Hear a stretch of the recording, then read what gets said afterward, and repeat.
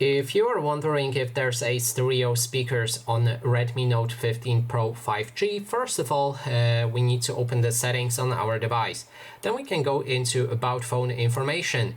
Then when we scroll down, we can find the detailed info and specs. And here we need to keep pressing on the kernel version. Now this will enter the hardware test, and inside we can find information about the speaker. So there's a bottom speaker right here and the top speaker right here. Now for stereo speakers to work, we need to hear a volume from the bottom speaker, which is located right here, and from the top speaker, which is a phone call speaker on the top right here. Now let's perform the test for the top speaker. 2, 6, 2, 6. As you can see, the sound clearly comes from the top speaker, and now we can also test the bottom one. 6, 2.